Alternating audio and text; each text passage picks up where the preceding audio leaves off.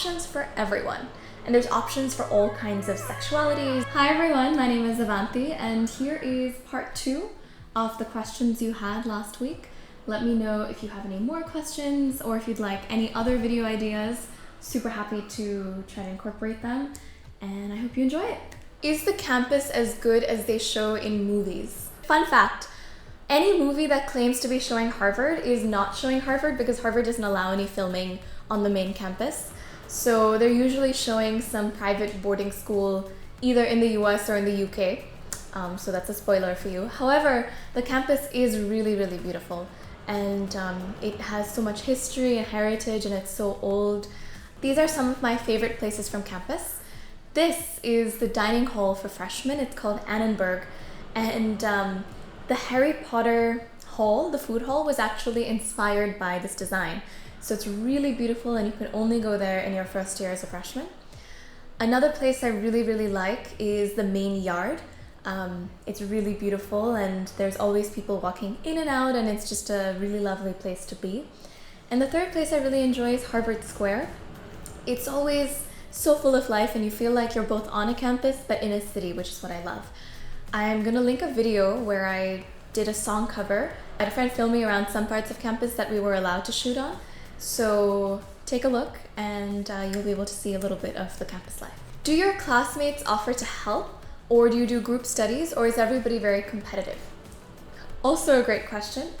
I think that on the whole, people are supportive. The difference between school life and college life, what I've noticed is school mein sab log same padhai kar rahe hain. Even if you are in science, arts, commerce, jo bhi aapke stream mein hai, ek dusre ke sath thodi competitive hain, because I mean, you're all going to one destination. You're all trying to get into a college.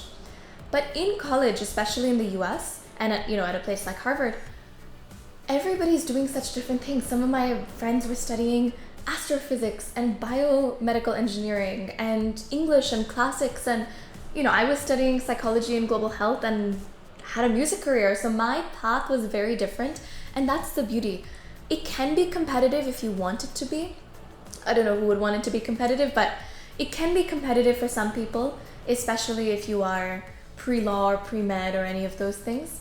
But it also doesn't have to be, because the beauty is that there's so many people doing such different things. Some of your best friends may never be in a class with you, and that's cool and amazing at the same time, that you get to meet people who are going through a shared experience, but you may never be in the same class. You're not competing for the same grades. I think if you look at college instead of as a competition to get the best job, but as a place that you can really grow, meet new people from different backgrounds and walks of life, and just enjoy that. That is what's going to set you apart, and that's what's going to make the experience so meaningful. I felt that high school for me was very competitive. I have some incredible friends from high school, but I remember when I went to college, I met so many incredible people that I just felt zero competition with, because I didn't have to. So it is possible. What is nightlife like? So when you're on campus, the drinking age in the US is 21, which means that you cannot go legally into bars or other places or nightclubs or anything. So there's a lot of places you can enjoy on campus. This goes across most colleges in the US. Now, once you turn 21, you can also go to a lot of these other places, nightclubs, bars, etc. But there are so many other ways to have fun. I think one of the biggest things I enjoyed was, I really like the concept of a date, hanging out with somebody, quality time. So I would take a lot of my friends on dates, and I would find a lot of stuff we could do under 21, a lot of stuff we could do free. If anyone has any questions, I literally can give you a list of like 100 dates you can do in Boston or, your campus. So if you're interested in that, let me know, and I will make a video about that. How is the food, and is it possible to be veg? I love this question. Main veg hu, and I thought I'd have a difficult time, but there's a lot of options. At Harvard, if you are living on campus, you have to eat the hostel food. You have to eat the food that they provide. And they've become more and more open to providing vegetarian options. It is hard to be very healthy because sometimes their options are not super healthy. So I would end up eating a lot of fresh vegetables and salads and grains and things like that. But I remember sometimes I would go to the dining hall and find rice from one corner, some sort of beans from another corner, some sort of vegetable and pretend like I was eating rajma chawal and bhaji. They do sometimes make Indian food too, which is cool, but there are options. At other colleges, you sometimes don't have to be on the meal plan, and then you kind of find food in the area. There is a lot of Indian restaurants around Harvard and a lot of other food too. I'm somebody who just, I prefer ghar ka khana for Indian food. I'm not a huge fan of eating from outside, but there's that option. Some of the dorms also have kitchens, not inside, but maybe a shared kitchen. So I would say once every couple of weeks, I would probably cook something, and that would be really fun. So you can cook and create what you want. So it's definitely easier than it was 10 years ago. They can improve for sure, but there's a lot more options. You can be veg, vegan, gluten-free. Pretty sure you can even be Gen and have that. Sometimes they are able to accommodate those requests, so it's possible. What is Greek life in Harvard?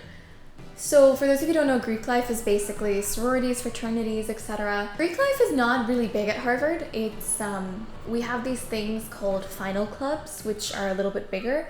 Those are often a little bit more exclusive and elite, and you can Google them. There's a lot of, they've fallen into a lot of controversy in the past. I'm not a huge fan of Greek life personally, but I have a lot of friends who've been a part of it. So you can be part of a fraternity or sorority, but it's nothing like what you've seen in the movies. It's not crazy. It's just a space for you to have, women to hang out with, men to hang out with, whatever that might be. The final clubs are a little bit more pervasive. There is beauty and merit to them. There's also not so great things about them. I have a mixed opinion on it. I think the whole point is that you can find your own social experience. So whatever makes you feel happy, if you want to be a part of these, that's awesome. If you don't want to be a part of them, that's also awesome, and you have the option. Tips to manage burden and workload. Yeah, college is not easy. It definitely feels a little bit more freeing than high school because you're doing so many more subjects. In college, you can kind of narrow down. But you have to, because not only are you studying, you're living away from home, you're managing everything yourself.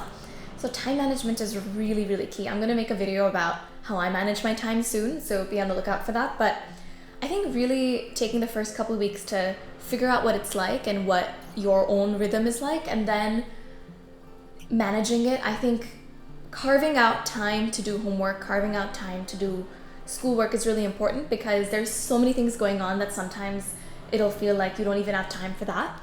So making sure that you have the class time and the homework time set, and then everything else you can build around that would be a huge key, in my opinion.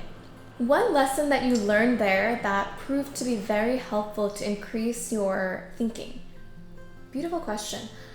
I think that one of the things that I learned the most was the ability to understand people's experiences.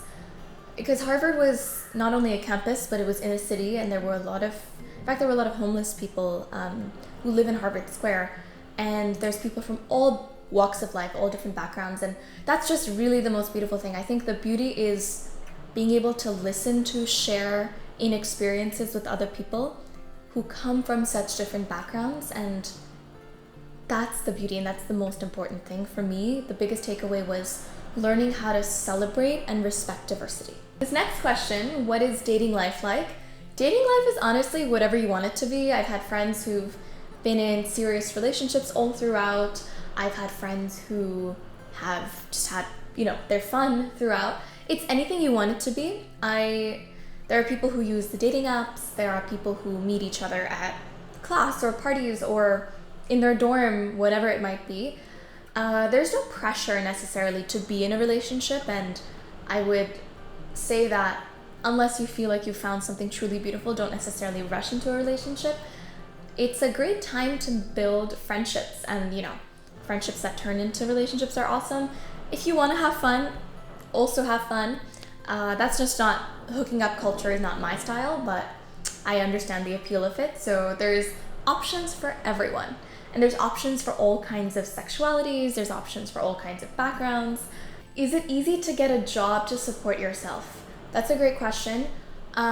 Yes and no. If you are an Indian citizen or a foreign citizen, you have certain work study requirements. You can only get jobs on campus.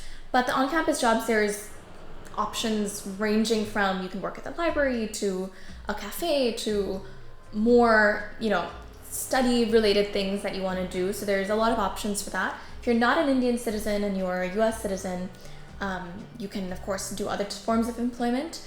There's also one of the things I enjoyed doing on campus was I was a public speaking coach, and you can do coaching, you can tutor your peers, you can do a lot of these things, so it's cool. I used to also help run this research lab, so there's a lot of options. One good thing and one bad thing about US study life versus India study life. I would say one thing I enjoyed about the studies here is that your fundamentals become very, very clear, and especially math and science, and that was really important to me. So I really enjoyed that. I know it can feel very hard at times, but it makes a huge difference when you're furthering your education. In the US, it is possible for your fundamentals to be clear, but I think there's more of a holistic approach, which works for some and for some it doesn't work. So there is, that aspect. Being on a college campus in the US is a very different experience than living in the US. When you're on a college campus, you're with your peers, there's a lot of people and there's a lot of structures created to support you.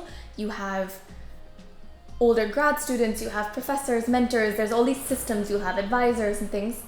But if you live in the US, that may or may not be true. One of the things I love about India is our community spirit and our emphasis on interdependence and collectivism, which in a lot of parts of the US can feel very lonely and feel very individualistic. So it really depends on what you make of it, but I would say those are kind of the pros and cons.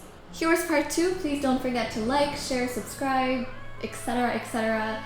And I hope you have a great day.